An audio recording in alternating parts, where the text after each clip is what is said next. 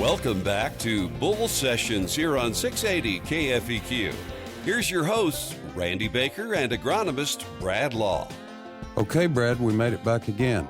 All right. I still sound wonderfully this morning. Your voice hasn't changed much at all. No. You know, we was talking earlier about having a little surprise today.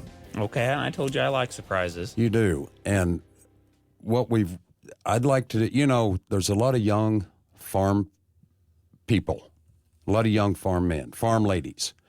I heard a statistic the other day where the average age in America for a farmer is 58 years old.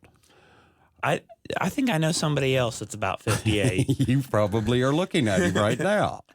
But that's the average age. Okay. It's getting tougher all the time for young people to get into agriculture. And the surprise is, happen to have one on the phone right now. His name is Maxx Cook. He's been in the seed business all his young life. He's called up. He's part of this company. His family has owned this company for many, many years, and we want to talk to him and get his thoughts on young farmers, what they think the future is. So, Max, are you there? Yes, sir, I am. How's it going? It's going good. First year at MU, right?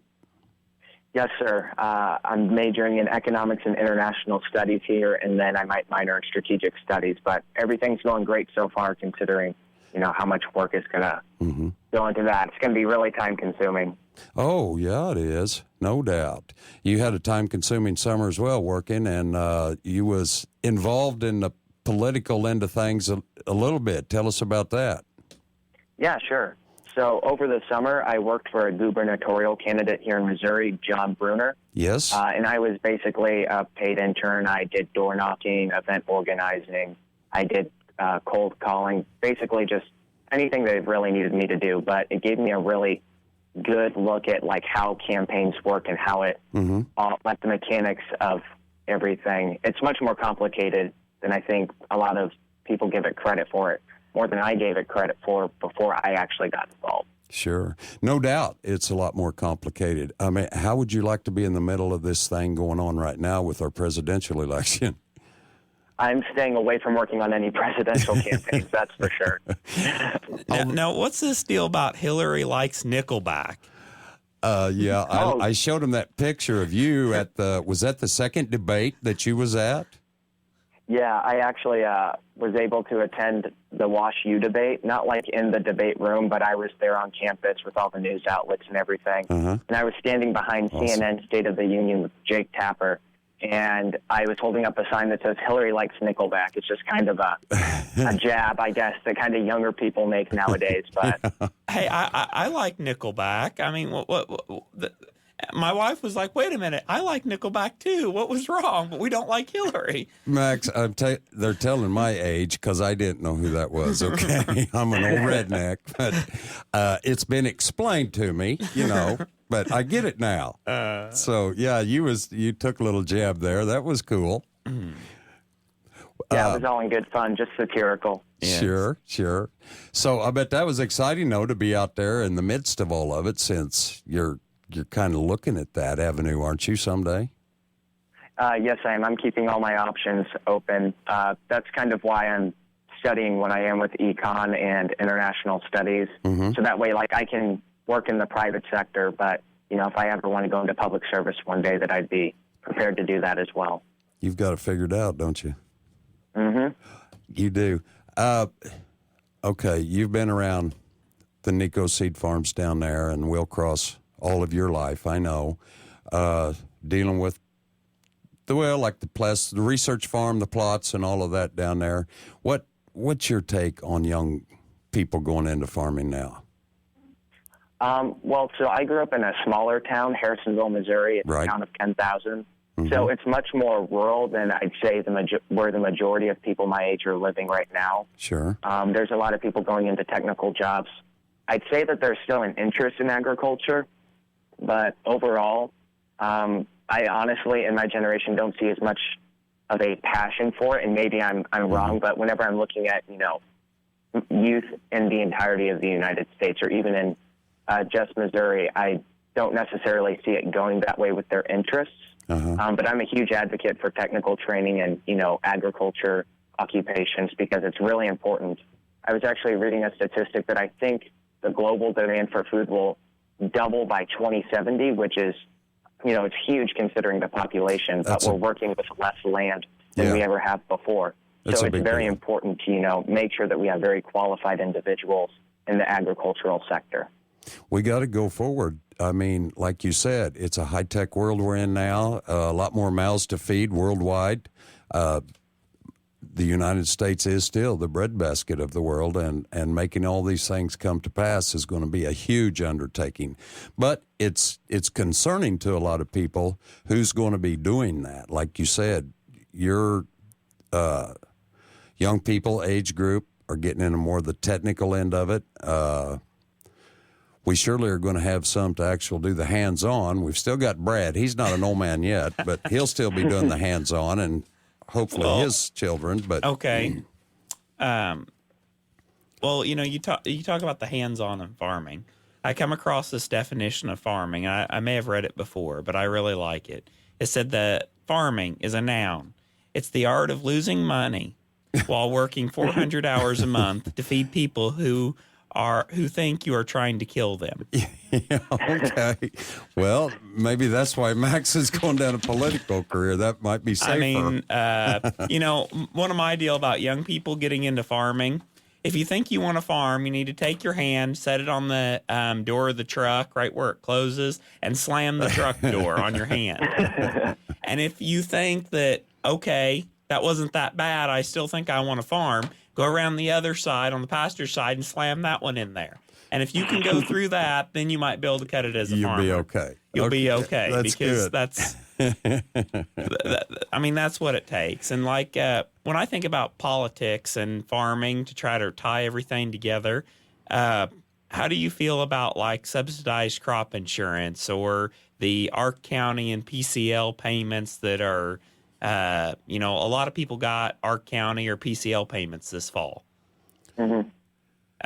For me, with subsidized crop insurance, I definitely think it's very important to make sure it's fair. In my opinion, agriculture makes up a significant portion of our economy and employment. So being able to make sure that whenever something bad happens in the agricultural sector, whether that's on a larger scale or whether it's on an individual farm, there needs to be something to stabilize it, especially with, variable weather patterns, unfair competition with foreign countries. I mean, just whatever the situation is, I think that having that subsidization there can actually stabilize it, if it's done responsibly, of course.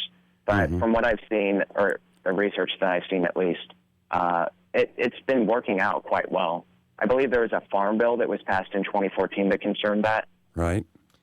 Okay. Yeah. I mean, my biggest thing against the Ark County is they use base acres. Okay. And a base acre is something that I didn't set, my dad didn't set, maybe my grandpa or some guy way back when set. And the acres of bases don't match the actual acres that you're farming. Like I can plant, let's say I plant all soybeans. And Randy plants corn, but his ground was in sod, so he has no corn base. Well, then there becomes an Ark County payment on corn, and Randy actually had corn, but he doesn't get a payment, but I get a payment on corn because I've got a corn base. That's one of the things that I just had. I mean, it was just kind of, it's screwy. I don't know if that's a best way to put it. It was, Mickey Mouse math.